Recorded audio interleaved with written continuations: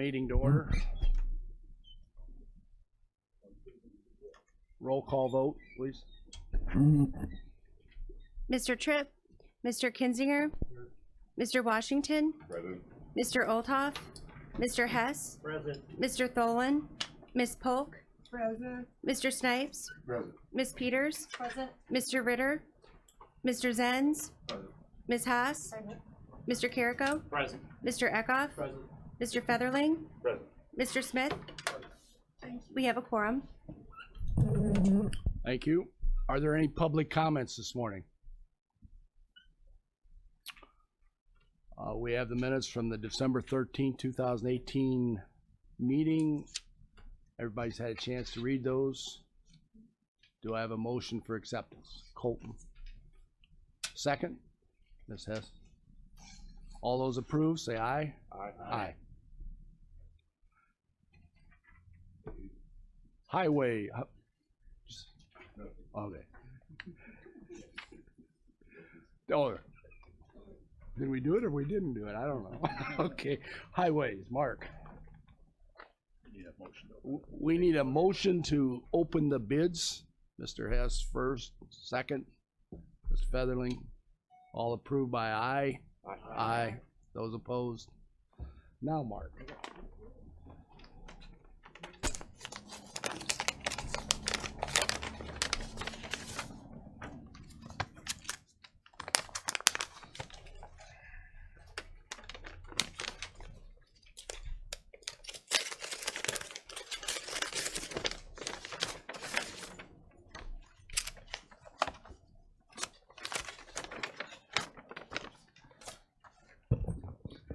Okay, good morning. This morning we are letting our stone contract that we pick up stone at the quarry with our trucks. So what we are doing this morning is getting unit prices from each quarry. And after we get those unit prices, we make a map of the lowest on-road cost for all of our county highways. And that's where we pick up the stone. So that's what we're reading this morning, a per ton price.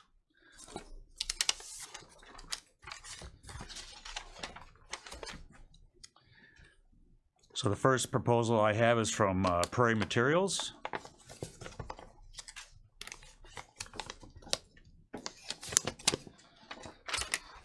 And for the aggregate surface course type B, the Mantino Quarry, their bid is $6.50 per ton.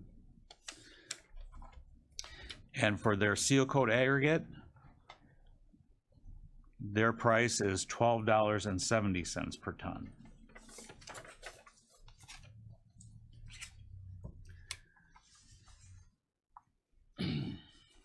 Next I have Vulcan Material. And this is from their Lehigh Quarry. And their unit cost for aggregate surface course is $9 per ton. And their seal coat aggregate CA16 is $14.50 per ton. And last is Vulcan Materials from their Mantino Quarry. And their aggregate surface course type B is $6.65 per ton. And their seal coat aggregate CA16 is $12.95 per ton. So the motion would be to accept these unit costs upon IDOT approval, IDOT review and approval. Do I hear that motion? Janice? Second? Mr. Washington? All those in favor? Aye. Huh? Well, let's get it first and second. Oh, first, second. Did I get a second? Okay. Any questions? Thank you. Is any consideration given to the distance from? Yes, that's how we make the map. Okay. So we add a haul differential to each of these unit costs and find where, you know, it's the lowest on-road cost. How about Yes. as far as projects go, are they just scattered everywhere? You can't. Yes, for instance, if we're doing some shouldering, or if we are doing, you know, filling in a culvert or whatever, it just depends where that project is. Okay. So you have a home base that you can measure from then? We basically, measure from the entrance to the quarry. to the quarry. Okay, thank you. There's no quote from Ashland? No, there's no quote from Ashland. Okay. Mr. Snipes? Let's see, hold on a minute. What number are you down there? 14. Go ahead. Just a couple of questions. I see the VCNA, the one in Ashcombe did not, is this the same company that's VCNA for Mantino? Yes, they just they have a quarry down in Iroquois County. Oh, okay. And then when are we submitting all three of these or just the lowest? We're accepting all of these unit costs, and then we add a haul differential to each of these unit costs, and we make a map to see where our lowest on-road cost is. Oh, okay. So there's another process outside of this? Yes. All right. Are there any other questions? So what we're voting on is to accept the bids as open, contingent upon review and approval by IDOT. Everybody understand it? This will be a voice vote. Right. Mr. Kinzinger, Aye. Mr. Washington, Aye. Mr. Hess, Aye. Ms. Polk, Mr. Snipes, All right. Ms. Peters, Mr. Zenz, Aye. Ms. Haas, Mr. Carrico, Aye. Mr. Eckhoff, Mr. Featherling, Aye. Mr. Smith. Aye. Motion carries. Thank you. Next, I have one pay estimate this morning. It's for our 2019 general maintenance, and it's payable to Compass Materials of America. This is for salt that we ordered, and it's delivered to our shed, and that amount is $20,478.62. Is there a motion to approve? Mr. Hess? I saw Mr. Washington's hand second. Are there any questions regarding this particular pay item? Hearing none, we'll call the vote. Mr. Kinzinger, Aye. Mr. Washington, Aye. Mr. Hess, Ms. Polk, Mr. Snipes, All right. Ms. Peters, Mr. Zenz, Aye. Ms. Haas, Mr. Carrico, Aye. Mr. Eckhoff, Aye. Mr. Featherling, Aye. Mr. Smith. Motion carries. Thank you. You have anything else? Yeah, this morning I'd like to give a little presentation on motor fuel tax. I did pass out a couple of pages. Did everyone get those pages? The front looks like this.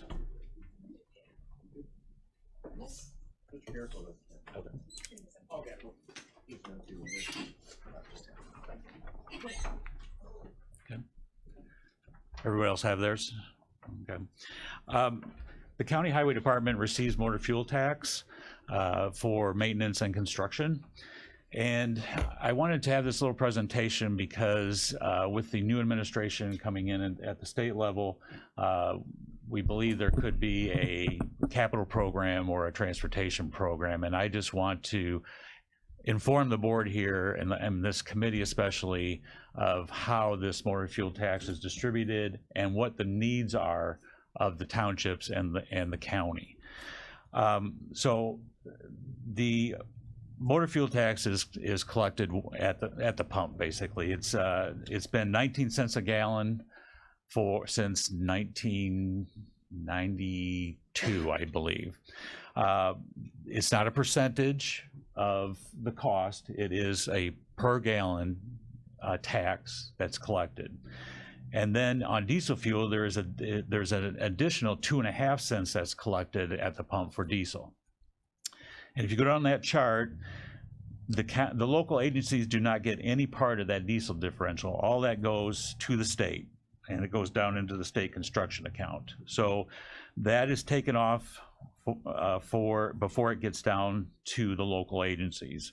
And if you move down that chart in the center there's all these things that are taken off the top. There's administrative costs, supervision costs, refunds, vehicle inspection fund, court of claims, IFTA payments, state boating act fund, grade crossing protection fund. All these things get their cut before it finally comes down to be distributed by formula. Okay, so if you're about halfway down the page, and you can see on the right side, it says local portion 54.4% of whatever's left over. And 45.6% of whatever is left over goes to the state. So our portion comes out of the local portion. So if you go down, the municipalities get 49.10% of that 54.4%. Now, the municipalities is distributed by population. So in that formula of that 49%, they take the population of all the municipalities and they divide it up by population. So the counties over 1 million population get 16.74%. So Cook County gets 16.74% of the motor fuel tax of the local portion. Counties under 1 million, we get 18.27%. And the county's formula is based on the number of registered motor vehicles in the county. So they take all the registered motor vehicles of the county and they divide it by county, and that's how we get our distribution. And lastly is the road districts, and the road districts get 15.89%, and theirs is based on their miles of roadway in their township. So that's a basic, very quick explanation of how motor fuel tax is distributed. Are there any questions? Ms. Peters, just a sec, hold on. What number are you? 16. No, I'm 16. Go ahead, Ms. Peters. Yeah, we have the same mic. Okay, thank you, Mr. Chairman. Okay, so we get a portion of the 18.2%. That's split between all the counties under. Correct, correct. And That's correct. Okay. Okay. And So just out of curiosity, do you have a number on that, on what we get? As far in as- 2017, we got $1.45 million in calendar year 2017. Thank you, that's helpful. Okay. All right. The count. I have one question. Sure. Do you have any idea how much of this is administrative? We start out with a certain amount of money collected and then it goes down to the balance after all the things. Do you have any idea what that percentage is? No, I don't, because it changes month to month. Is it half? 75%? I've never really done an analysis on that, only because, yeah, I can do that. Because those administrative costs and supervision costs, one time I got half of what I normally got in a month. And we started calling, well, somebody got a new computer system and had to pay for a new computer system. So that gets taken right off the top before it gets down to us. Yeah, yeah. No, just you gotta pull it. I got 13 of them. Mr. Washington. Is there any indication that there's going to be an increase in motor fuel tax because of the declining amount of fuel that's being used? That is what we are anticipating being discussed with this new administration. So that's why I'm giving this presentation this morning, to inform you and just in case you're talking to a legislator, of what the needs are for counties and townships. Yeah. Okay. With the declaration that all roads are 80,000-pound roads, that makes it even more important to get more motor fuel tax, because the roads are deteriorating faster with more heavy loads going over. That's correct, yes. That just takes me a little bit of time. Number 4. Go ahead, Mr. President. Mark, I'm sorry, I have another question. Sure. I don't want to ask stupid stuff, but if County Highway 9, the trucks are going down there to get on to State Highway, we got to maintain all that with less than 2.5 cents per gallon, and the cars are paying for more, and they're not damaging the roads We do not get any of that 2.5 cents per gallon. for that road. We get none of that. So we maintain a road leading to their roads. Yes, that strictly that 2.5 cent diesel fuel differential, you can see goes straight out of the top and down to the state construction account. Okay, thank you. Mr. Snipes? Okay, just a few questions, make sure I'm understanding this correctly. The motor fuel tax that we have is the 19%. 19 cents. The 19 cents, I'm at 19%, but 19 cents. The aggregate, including the diesel, is 21.5, of which Only for diesel. 2.5% we don't get of the diesel, Yes, of anything that's driven by the trucks, that, That's the whole correct. 9 yards, even though we got trucks on our highway. yes. Okay, so as that come all the way down, the motor fuel tax will not change. It only changes via the amount of people that comes in and get your gas. But their tax is always going to be at the 19%. 19 cents, yes. Right, 19, I got that Yeah. percent in my mind, at the 19 cents. Okay, have anyone done a cost analysis as to, because we've seen that there's some great repair in the streets that needs to be serviced and the whole 9 yards in these capital funds, and I know that's probably trying to come up in this new situation, but have they did any type of analysis to determine what do we need in order to make our streets and stuff? You're stealing my thunder. No,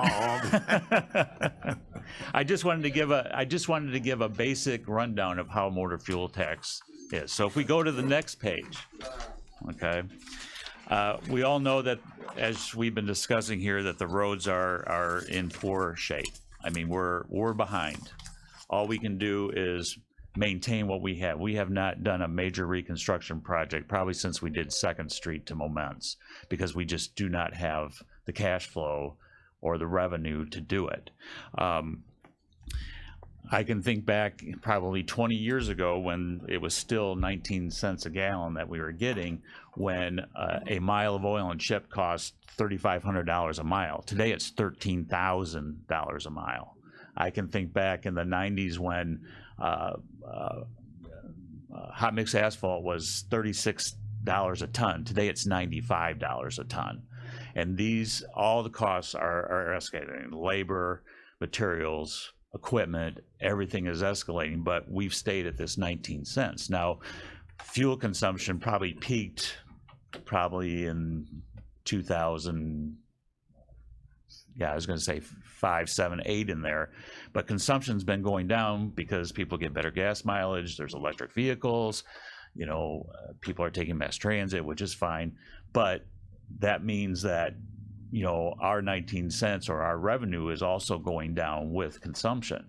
And it does, when prices go up, people use less fuel, so our revenue goes down, and there is some study that if the price does go way down, people tend to travel a little bit more, but we've never gone back up to that level that we were. So our revenues have declined, but prices have gone up.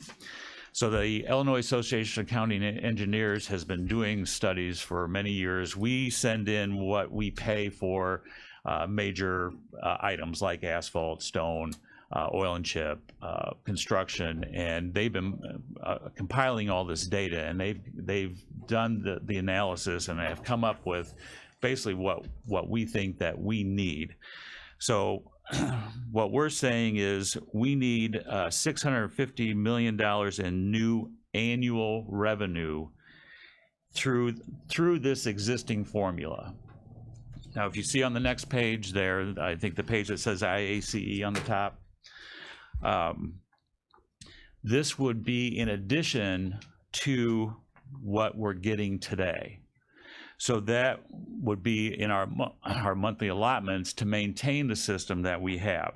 So as you can see there from the dollars that they stuck it through the formula, the $650 million in new annual revenue, Cook County would get $213,770,000 more to Cook County. The remaining 101 counties would get $233,310,000, and the road districts would get $202,920,000. On the third page there, we did the calendar year 2017 MFT distribution. You can see that in that the fourth column there. That's what we're getting today. If that's $650 million, that's our need in order to maintain these roads. Would be what we would get annually if we got that extra $650 million in new revenue. Now, if you look on the second page there again, that 650 million annual revenue is just for the counties and the townships. The county engineers have no access and don't maintain any municipalities. We don't know their needs, and we don't want to take a guess at what their needs are. This is what we need for the counties and the townships. And by all means, the municipalities need to come to the table too and tell what their needs are. Now, we're not saying how to do this. We're just saying this is what our need is. Okay. But the other need is going to be $320 million per year for system upgrades. That means like improving some of these roads that these trucks are taking and beating up to take them up to a standard for these large 80,000 pound trucks. Because our roads are not, many of our roads are not designed for 80,000 pound vehicles. So our intersections aren't big enough for them to make turns. The pavement is not structurally sufficient. And they're not wide enough. I mean, these trucks are wider now. You can see all of our edges are breaking off. We're losing shoulder stone all the time. We just don't have the revenue to do these major construction projects to accommodate this additional heavy traffic. So that's what I am trying to communicate, and I'll be communicating. I'm going to try to get an appointment with Representative Parkhurst to inform her, and maybe with our new lobbyist, because TFIC is also coming to the table with this, and the IEC and TFIC are working together to get that need out there. But I think we have to educate everybody and just say this is our need, and this is what we have to do in order to maintain what we have. And if this is our only opportunity in this new administration, we got to be at the table. I have a question. So if we're at 19 cents a gallon to do what we do now, what's the engineer, or what are the engineers projecting would be the total tax increase per gallon? That I don't know, and we're not saying it all has to be MFT. Okay. No. How many cents a gallon more for current? Go ahead, Ms. Tess. 50. 15, thank you, Chairman. I was wondering what the percent or the number cent would be for to pick up this extra money for That- the current use of what we're using Yeah. right now. That I do not know. And we're not saying it all has to be MFT. So whatever they can come up with to do the math to come to this, we're just telling them our need. Do we know the total motor fuel tax collected now? We could do our own math. The only you can't really do that only because we don't know what some of these costs are in the middle that come off the top. They vary. But we would know the total motor Yes, fuel tax. yes, and I can get that chart. I think I have a chart that goes back in history of how much is collected. I think it would be kind of interesting to see. just I'll what email that to does. everybody. Would appreciate that. Yeah.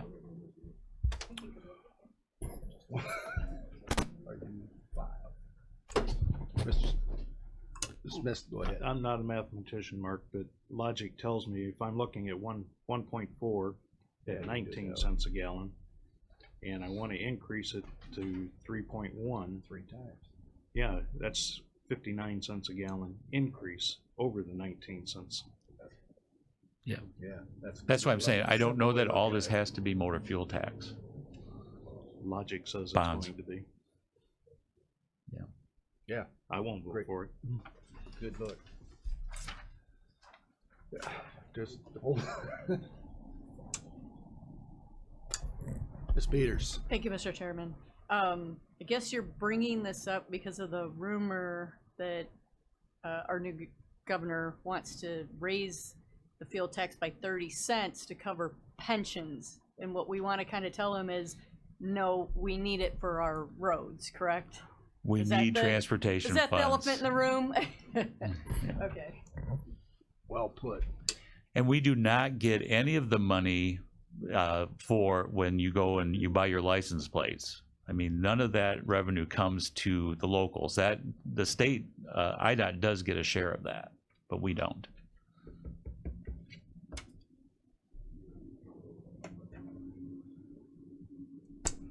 Mr. Snipes. Okay, so I'm looking at the 19 cents. And so since that's stable no matter whether we're in summer or winter, because in winter, the fuel changes over. That's what's causing the prices to drop, because there's not a lot of restrictions versus our summer fuel where it goes up because of the restrictions or whatever, but the 19 cents remain. The salt that's used on the roads or whatever, I think is, you kind of find like the safest combination so that the roads won't erode as quickly with all of this, extra salt or. No, the salt really doesn't affect that. It's the frost and the freeze cycle that affects that. Continues to affect Yeah, it. it's Okay. it's not the salt. So in Kankakee County, we're getting about 25, 27 million or better. If you're looking at the 3.2 billion bond, that's what the state is giving out for under the motor fuel tax. We currently get about $1.5 million a year. Okay, well, so when the 15,741,317, what is that referring to? The last column? Yes. Is that what you're looking at? That would be the $3.2 billion in bonds going through this formula in addition to the annual need. Okay. We so- don't get anything in that last column today. Oh, okay, so we don't get anything as far as, No. Last two columns. The last two columns, we don't get anything. right. Well, the 1.4 is included in that 3.197. Oh, okay. So So our 1.459 will go to 3.197, the annual, the annual revenue. So we're only at 1.4 million, Yes, yearly, yes. That's what And- Kankakee County gets. and we need 650 million to actually do the job. 3.197 Okay, for this county. okay. So there's a critical issue here that we need them to refocus on where they need to really look at placing that money Right, if we want to make Illinois look great again. right. Okay. Anything else, Mr.? Just hold on. Thank you, Mr. Chairman. Real quick question: if this potential percent is raised for gas, and it's earmarked for pension funding, and it goes that route, what is the backup plan? We don't have one. We're stuck with whatever the legislature distributes to us. Okay. And we just, So if it goes that route, then yes. everything. This is everything not goes in an the issue shredder. that we keep silent on all the time. I mean, the ICE contacts Springfield every year about these are our needs. We blast this with them every year. It's a tough balance between deciding, do this versus Right. 300 and something $billion pension deficit. Right. Gotcha. Thank you. You got everything? That's everything? Mr. Snipes, And I'm probably just going into a last dream. time. Yeah, there you go. Make it good. I'm probably going into a dream center here, but when, I don't want to say could there be, but is it possible that if individuals are using the roads, the county roads, that some way there could be a use fee? I don't want to say tax that tends to go. I mean, because the city uses, county uses, people from out of state, everybody uses the county roads to get to certain places, points of interest or whatever. And it looks as if our ability to well, not only recoup, but to get any revenue to at least try to maintain them in a proper manner is being jeopardized if we don't find any funding source, even if there's an additional road use tax or something that could be put Right. on the rear end to help accommodate this. And at this time, we're not asking them to come up with a redistribution formula. We're just saying with the present distribution formula that's in place today, this is what we need. Now, if there's some other way that they're gonna redo that distribution formula to get that amount to us, we're telling them this is what we need to maintain what we have and to make improvements to the system so that these roads don't fall apart. Right. That's what we're telling them. Now, there's all kinds of ideas out there, a mileage tax, all those proposals are out there, and I don't know that any of those will ever come to fruition, but this is what we're using today.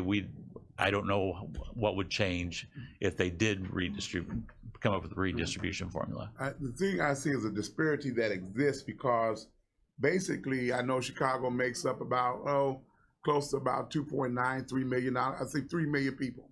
Let's go that route.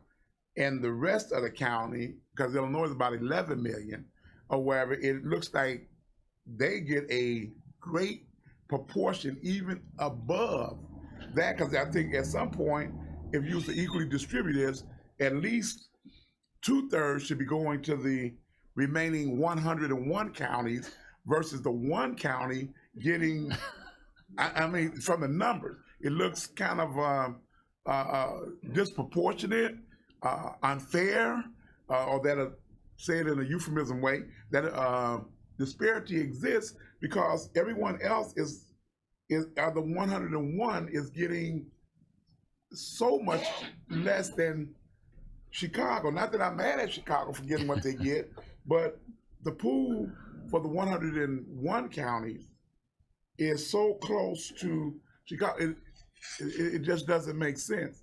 It doesn't cease, yeah. It doesn't cease with roads, the schools. There's a lot of issues there that has everybody upset, and that's part of what Mark's trying to present. Thank you, Mark. All right, Appreciate thank you. the presentation. Mr. Andrews.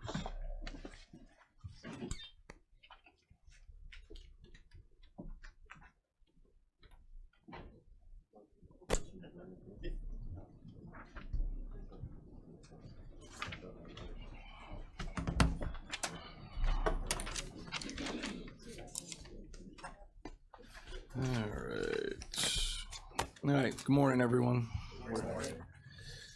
Facility due report for the month of December, we had 142 work orders. Nothing out of the ordinary or, that I need to call out specifically. On a financial aspect, I got your financial report in front of you there. At last month's meeting, you have to bear with me too. I'm under the weather a little bit here, so hopefully the voice sticks around. You'll see the previous year's total, we spent $16,707.12. This year we spent $24,712.71. So obviously with the increase, I looked back to see, what the differences were. The differences were, we had a Johnson Controls contract that was $5,900 that was put through the system in April of last year. I believe that was a contract that the previous director had signed in April, so therefore it was paid in April. It's an annual agreement. So with me now getting invoiced at the start of the year, I put the invoice through prior to what it was put through last year, and that was $5,900. Same thing goes for Delta Building Technologies. That was an invoice of $3,689, and that is for our HVAC control systems at the courthouse and the morgue. That was just put through at a different time, and obviously without the previous director being here, I don't know why that was the case.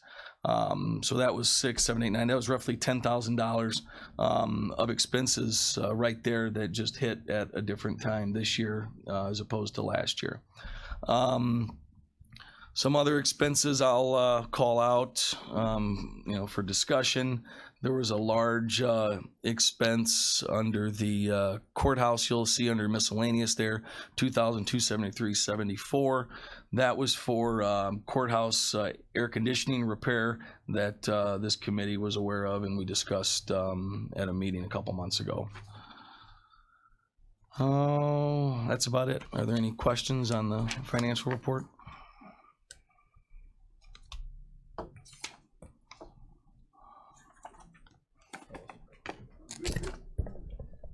I guess one quick question again, like last time, I'm still kind of learning this whole piece here. Sure. Is there any way to kind of restructure those Johnson Controls contracts, or are they just kind of stuck in place? Yeah, I mean, there's an agreement that was signed by the previous director, so, I mean, I can see if we can be billed quarterly, or is that what you're referring to, is Or maybe just, restructure it in a way that's a little bit more, feasible money-wise? There's as far- service contracts needed. that are annualized, and it usually costs more money if you split them into quarters or monthly. So as long as the budget can handle that contract, it really doesn't matter what time of the year that contract falls into place. That's what I know about service right, contracts. yeah. I mean, it's all accounted for in my, of course, in my annual budget, and under service contracts. I think I've got about almost $100,000 in there for various service contracts. So, yeah, and there is, like, to Mr. Kinzinger's point, obviously, if you pay it up front, it's obviously, you see a savings. Okay. So, Thank you. Mr. Snipes. Now, when I'm reading the current year totals and the previous year totals, that's just for the month of December? correct. Okay, so this contract is far, because it looks like the year before there was about $8,000 or whatever, and then it increases by, a good 50% almost. I mean, for the 24,000. Right. So that's because that contract failed in January this year. Yeah, it was paid in April of last year. It was paid in April of last year, Yeah. and it's just now coming into your budget in the December month. It's for this next year. So this same contract we had last It's year. a prepayment then. Right. Okay. Yes. Now, with that being said, I do know that from time to time, I know, is it just Johnson that can service this, or is there a way that we can look at other bids? Is this just a unique situation, or is there other individuals who can provide the same service that can compete in a service contract bid? Yeah, I mean, this Johnson Control stuff is for, and at the last meeting, we talked about, what preventative maintenance are we doing? This is a preventative maintenance type agreement that we have with Johnson Controls, where they come out periodically, they go through our fire control systems, they do tests, they make basic repairs, so this is for that service. I believe the contract, I don't have it in front of me, but I believe it goes through 2020. So, I can certainly, there's other vendors, to your point, there's Effie Moran, there's, other vendors that do this specific type of work. I was just looking at, are we getting the best bang for our buck when we do a cost benefit analysis? I believe we are, yes. I mean, I've looked, and again, with our, aging systems that we've talked about, and, I think like I say, we specifically discussed, what are we doing from a preventative maintenance measure at last meeting. This is money, in my estimation, that's well spent, because we get our stuff inspected annually. And at that time, if we're not keeping up with the maintenance throughout the year, it's all going to get dumped on us, on an annual basis anyway, for these types of repairs. Let me add something to that. Johnson Controls handles all the control systems, and that's priority stuff. So if you want to go to somebody else, you start over, and you're looking at hundreds of thousands of dollars just to convert. The purpose of this current year and previous year was a recommendation to myself. It's not to analyze it on a monthly basis, and just like Wes did, he picked out the differences. There were two items. They happened to be two contracts that fell at different times in the year. The real purpose of that is to see how we're trending. We may see a trend, and as long as he points out where the differences is, you'll see that we're running right with what we did last year. Right. So it's just a help aid. It's not something to be concerned about. Yeah, and my expectation would be, come April, you're going to see an $8,000 decrease in our expenses in the month of April. Right. Well, my purpose of that question was just this. Wait to be recognized. Right. Oh, okay, thank you. I thought we were still talking because I was in the conversation. But my purpose was, if we're looking at maintaining and dealing with antiquated equipment versus if we would have gone and kind of updated the equipment, and there would be a cost savings, similar to what Kankakee School District did. They found out that when they did this analysis, that if they went on and bought the new equipment, in the long run, it had saved them countless of dollars. So I'm kind of looking at that from the cost benefit that way, versus if we got something old and it's no longer almost, you can get parts for it, you got to get out there and search for it, and the whole 9 yards, and we're putting Band-Aids.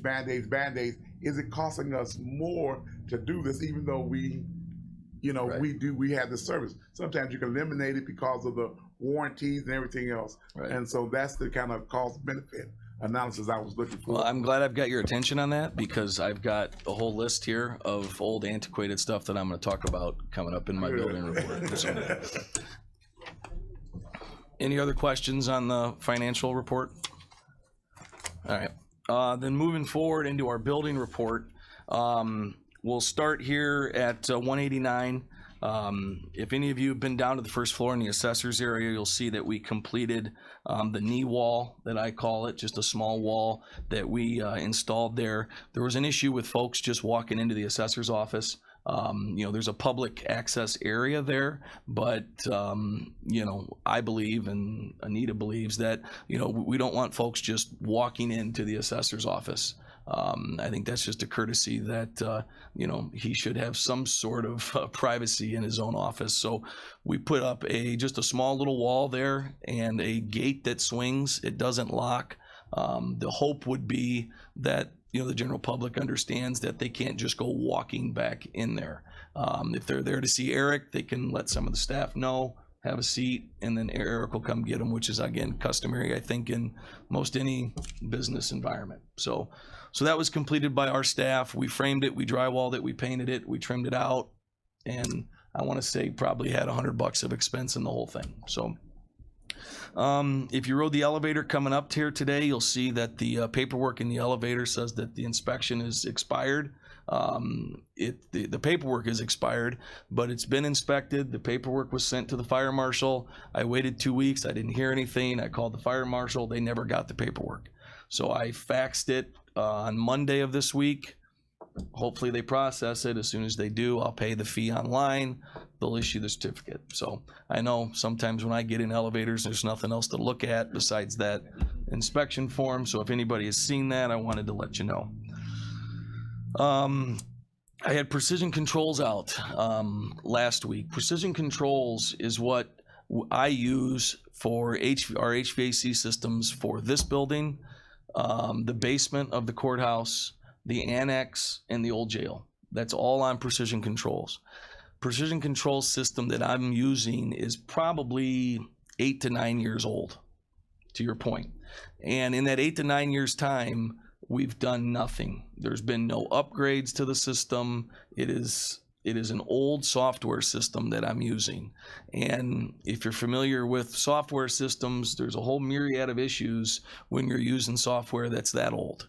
I'm not going to go into a whole lot of detail here right now, but it's something that we need to get on our radar. I'm going to meet with the sales representatives with Precision here in the next, hopefully, month. They're going to come out, but there will be an update at the next meeting as to, you know, recommendations as to what we should do with that system. So, and not a whole lot I can go into right now, but I at least wanted to put that on your radar. That's something that we're probably going to have to take a look at. At the courthouse, the electronic door lock is finally installed. That's something that we talked about, I think, 3 or 4 months ago. So for the new members, Officer Laird, who took over the security at the courthouse, had made a request. You know, if there was an issue in the courthouse that had to be tended to, and the deputies had to walk away from the security area, there was no way to quickly lock the front door. So he'd asked for, and we approved it, a electronic door lock. It cost about $1,700 to have it installed. Whereas now, if there's an issue that requires attention in the courthouse, they can hit a button and it locks the front door. And that way nobody's coming in. until they can get back, to the front door. Because theoretically, if they had something that they had to run and go do, they either left the front door unattended or they had to stop, go over there, get the key, lock the front door, and then go deal with whatever the problem, may have been. So that's done. It took us way too long to get it completed, but I'm happy to report that's done. On an ADA front, we had a conference call. I think we touched on it a little bit at the last meeting. I'm still waiting for our architect to make some changes to the drawing. The AG's office had a lot of questions with regards to the ramp in the courtroom, 206. There was questions as to, its slope and cross slope and a whole bunch of other different things. And our county architect is still working on that as of right now. So I don't have any more update on that. At the annex, we're ready to go. We've talked about the security station that's going to be put in at the annex at some point. We're ready for it. The vending machines have been moved. We moved the desk out there. There's hookups for computer and phone. So all we need to do at this point is figure out how we're going to staff it, and that's not up to me. So we'll figure the powers that be will get that figured out. But from a maintenance and facility standpoint, that's all completed. At the old jail, we've talked about at previous meetings, there's an issue with the compressor. It's more of an issue in the springtime. In the summertime, there's a compressor that serves master control and the nurses station. It gets hot in there in the summertime. The compressor didn't work for about half the year last year. I got various estimates. They ranged from $34,000 to $5,000, and basically when I said that the $34,000 wasn't going to fly, we started looking at some different alternatives, and I think we're close to a solution there. I think it's going to cost about $4,000 or $5,000 to get the compressor. We're just going to switch out the compressor. We were looking at doing a complete overhaul of the air handling system for that area. Through some discussions, I think, much like we've had to do here for different units, look at just switching out the compressor. So that'll be something I think over the next couple months I'd like to get that done, because again, the master control area and the nurses station do not cool off in the summertime. Not well, anyway. This is a request that I wanted to get the committee's thoughts on. You've heard me talk about the old plumbing systems at that jail, and we have gate valves. I'm assuming everybody understands the difference between a gate valve and a ball valve. Nowadays, everybody's, you have ball valves. If you want to shut the water off, you shut it off with a ball valve. At this jail, they're gate valves. And what happens when we have to switch out any type of plumbing fixture, you go and you shut the water off with the gate valve. Well, half the time, I would say, the gate valve doesn't open back up. It's rusted, corroded, it's old, they break, they don't open. So I've spent, and I've got the claims here, I went through to see what I've spent in replacement of the gate valves to ball valves. It's about $500 a pop. To have a plumber come out, cut the pipe out, put the ball valve in, it costs about $500. Is everybody familiar with, I don't know if you're familiar with this or not, but a lot of the plumbers now are using what's called ProPress. And basically what that is, it's an alternative to soldering. Okay, so there's ProPress valves or ProPress fittings that you use, and they have a piece of equipment that they use to press the valves together and or the fittings, so you don't have any soldering, you don't have to heat the pipe. It's very efficient, it's very quick. My staff could make these repairs if we had the right equipment. The equipment costs $3,200 to make these repairs. Now that's just for the equipment. That's the ProPress. Let's see, I had it here in front of me somewhere. That's the ProPress, and then the ProPress fittings. So we would need from a 1/2 inch all the way up to 2 inch to make these repairs. So we can continue to spend, and there's about 50 gate valves remaining in that facility. So we can continue to spend $500 or $400 to call out a company to make these repairs, or we can spend the $3,200, buy the piece of equipment, We'll still have some cost in fittings, but I wanted to see what the committee's thoughts were on that. Did you do a price analysis on the fittings? What are the fittings worth? The fittings, and I'm just looking here, you know, we got two 1.5 inch press couplings were $21. Two 1.5 inch press valves were $67. So the Pro Press fittings are a little more expensive than your standard copper, but from speaking to my staff, you don't have to drain the entire system. So when you just shut the water off. If you're gonna heat the pipe and solder the pipe, you can't have any water in that line whatsoever. So that's again why the Pro Press stuff has really taken off, and that's what everybody uses. Now, I won't say everybody, but you know, there's a lot of plumbers out there using that type of product now. Do you have that kind of money in your budget right now? You know, there's a little bit in there right now, you know, but you know, to be honest with you, no, I didn't budget for that type of equipment purchase in this year. No.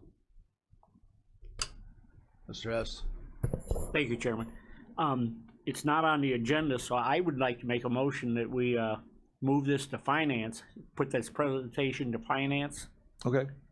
and then bring it back to this committee next month. Okay. And just for my benefit, is there, again, I'm still, you know, 6 or 8 months in here. Is there a specific dollar threshold that, you know, that needs to go to finance just for my, you know, information? No? Okay. There's the answer right here. You just walked in. Hold on a minute. Have a seat, Mr. Wheeler. I'm sorry. What was the question? There was a presentation made by Wes Andrews, which appears to be very reasonable, very something we should consider. Round numbers, $3,500 to buy equipment, and maybe $20 to $70 for the actual plumbing piece. And we're getting charged $500 a piece to have somebody install them. And there's 50 more to go. And so he's looking for about $3,500. Mr. Hess made a motion that we consider sending it to finance. Somebody asked, does it have to go to finance? I asked him if it's in the budget. Take over. That's kind of where if it's in the budget, that's fine. If it's something that's outside of it that requires a budgetary amendment to cover, I think that's where finance. Yeah, I don't have a lot. I mean, you know, I don't have a whole lot of money in my budget for equipment type expenditures. Right. You know, this is for you know the gate valves at the old jail that we've talked about a million times. Yeah. Every time one of those breaks, it costs $500 to fix it. So what I'm saying is, we can make the repairs ourselves. It's going to cost $3,200 to buy the equipment to do that. Right. So we keep spending $500 to do this, or we just spend $3,200 and our staff can make the repairs. I spent $1,500 this last year making these repairs. We're halfway to one of this piece of equipment. Yeah. So it's a 3-year payback. Or less. You know, if Yeah, this, to me, that's a no-brainer. if it's Yeah. my business, I buy the piece of equipment. Yeah. You know, but again, it's not in my budget, so you know, Can you the guys tell equipment me. be used elsewhere? Yeah, it can be used everywhere. That's kind of what I'm getting at. Yeah, Yeah. I don't, if the committee agrees, I would say, yeah, that's within reason. It's not on the, nothing's on the budget. I mean, on the agenda here. What can we do? He should be able to buy it, yeah. And I think it's more of a head nod for us to say, yeah, we agree, that's a good plan. You know, it doesn't He's saying require. he doesn't necessarily think he has it anymore. Well, I don't have a whole lot of money, so at the end of the year, if I'm over in my budget, you know, it's you folks that I'm going to be looking at. So Well, we'll be looking back at you. We'll cover you. No, it's good though, you talk about it, at least we know. If we gotta do a budget amendment, we knew that, well, how could we predict an elevator going down or lightning hitting the courthouse twice? You know, last year, you know, I mean, those kind of things just happen. We have to make adjustments. But this is a discretionary expense. Does he have the authorization to go ahead and use that money? Yeah, as long as he tells us, I would, yeah. It is, yeah. Yeah, that's a good plan. Mr. S.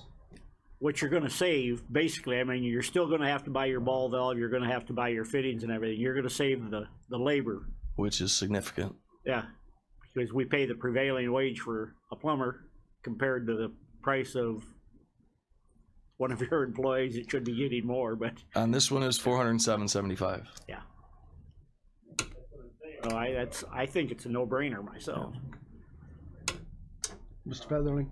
Question for Wes, if that's not in your budget, aren't you gonna save all that anyway between now and your end of your fiscal year? Well, I would save it in my line item for miscellaneous repairs, Yes. which is my repairs made by outside contractors. Yes, so really, you really wouldn't. But be he wouldn't going get the whole thing back. Right. He may not get the whole thing. That's 6 times, 7 Yeah. times. Yeah, and that line item in my budget, I mean, again, to Andy's point, when stuff's fixed, I have to or when stuff is broken, I have to fix it. So, I mean, last year we had to do a budget amendment to cover, that specific line item anyway. So, yeah, I need some savings in that line item. Mr. Chair, one more quick one. You don't have to wait for a plumber to show up if you have your own manpower either, do you? Well, that's the other The thing, building's too. not, the bathrooms aren't shut So off. if the for cell's day. down, you got to move the inmate's got to go somewhere else, and yeah. Okay, thank you. Mr. Snipes? Yeah, a couple of things. I know he had a motion, but there was no second, so who did? No, We're not making a motion. We're not going Okay, to so make a you want to motion. let the moot. I'm just so that way we're going back to discussing, and then now the reason that I think that this is in a because I'm hearing a motion and I'm saying, okay, where's the second? But the reason that that I have some I don't have any reservations as to what you're suggesting as far as the 3,200. After I look at the math, you said that we have 200 gate valves. We have 50. We have 50 gate valves. So if we got 50 gate valves times 500, that's $25,000 if we had to repair them all. Mm-hmm. So you're proposing that get this machine at $3,200 versus you all having to spend $25,000 if these things go bad, and they are. They will, and they will go bad. They will go bad. So as a result, 3,200 versus 25,000 sounds like an intelligent exchange for me. So that's why I say I was for it, and it's probably why Andy's for it in the whole 9 yards. It is the cost savings. So I don't think anybody is going to look at you at the end of the year if there's a little bit overage or whatever, and if they do, just talk to me. All right. Thank you. Do we have to? Yeah, that's what I'm saying.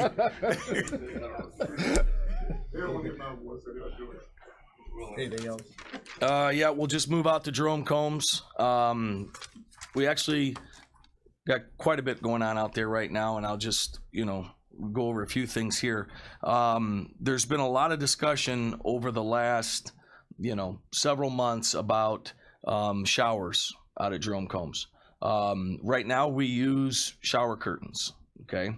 Shower curtains, they get pulled off, they last about a month.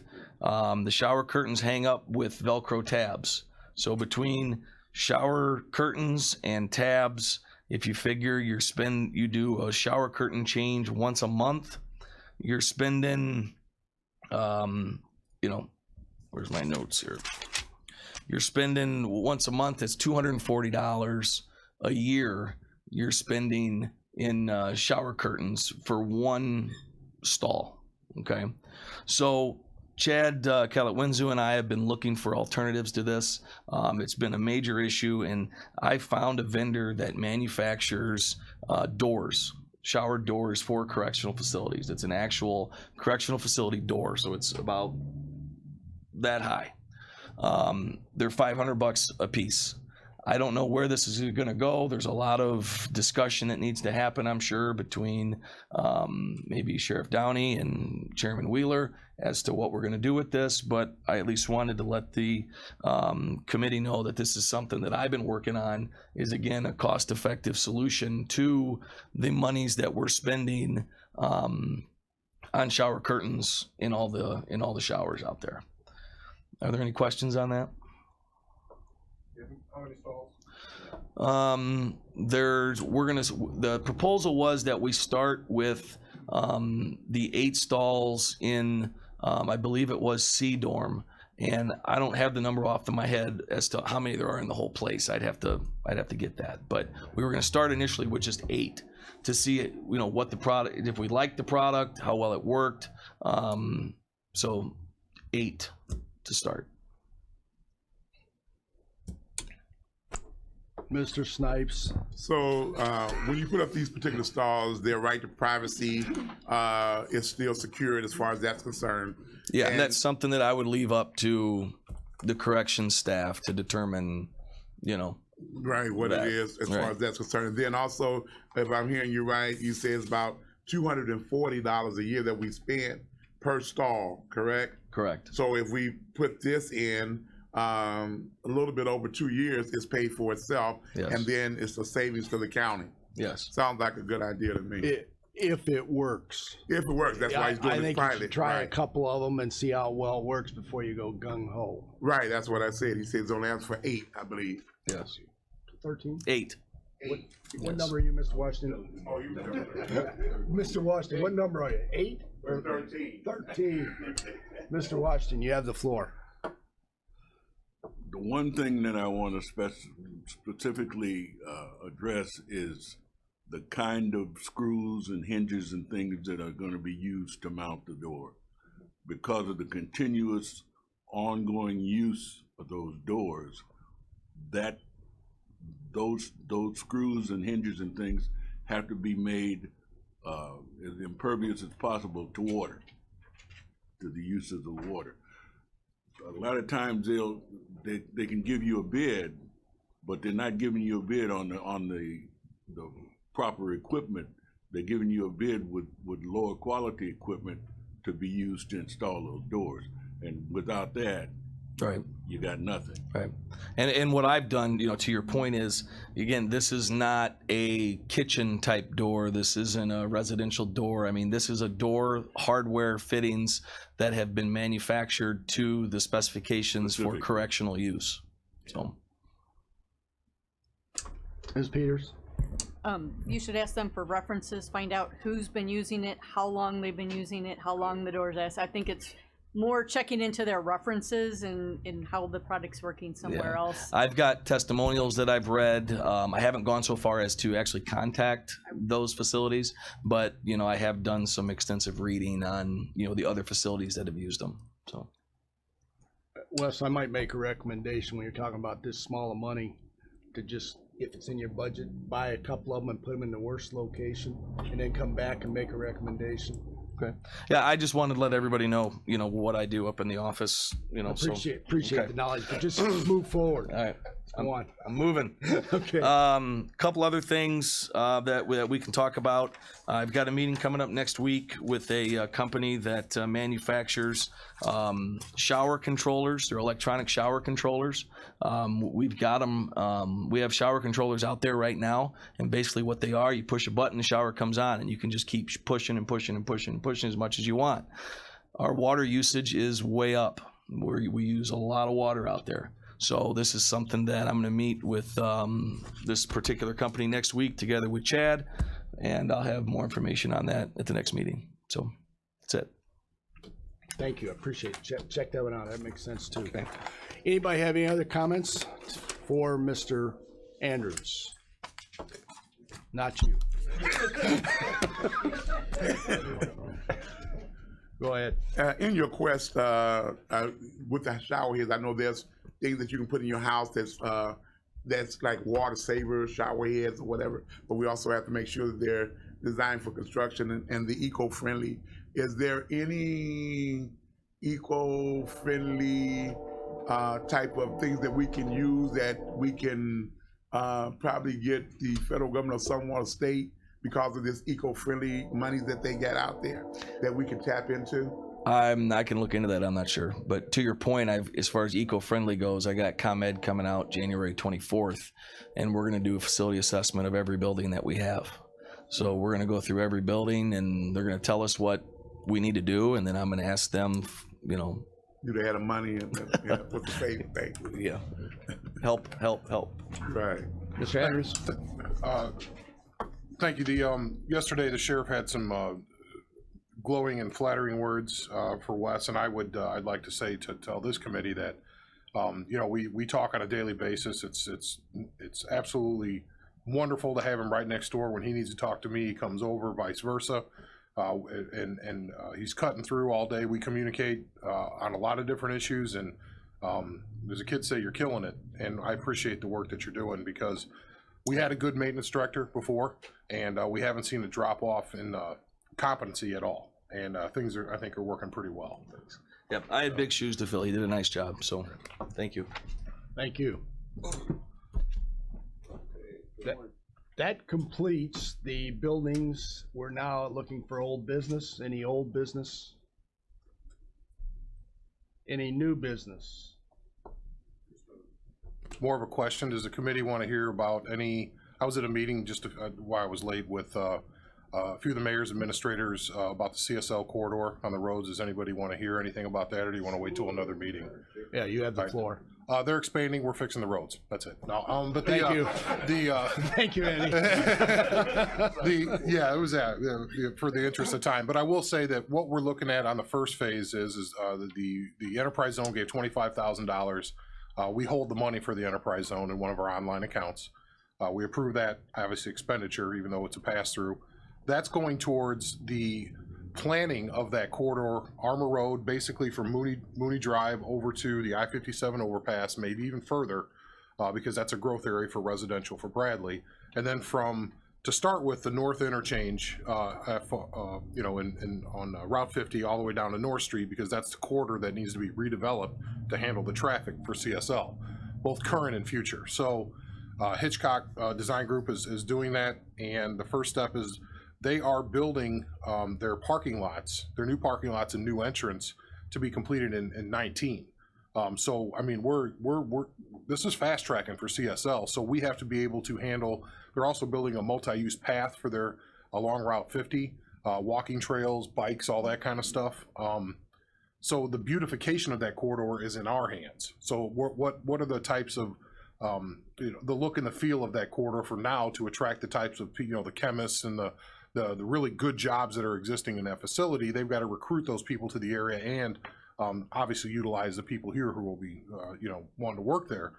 So that's really ramped up and high level right now is where we're figuring out how to landscape that whole area in 2019. Also to fix the interchange at Route 50, and I've talked about that. That's one of the reasons we want the capital bill, is to fix that interchange at Route 50 and Armor Road. So to let you know that I have other meetings today on this subject.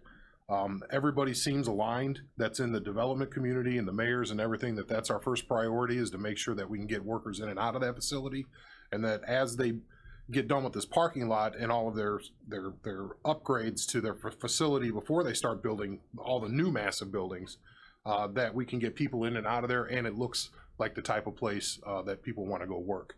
And that includes the interchange, people coming off of the interchange, whether there's going to be, do we want a big granite Kankakee County, welcome to Kankakee County is the entrance at that point. We've all talked about beautification of all of our exits.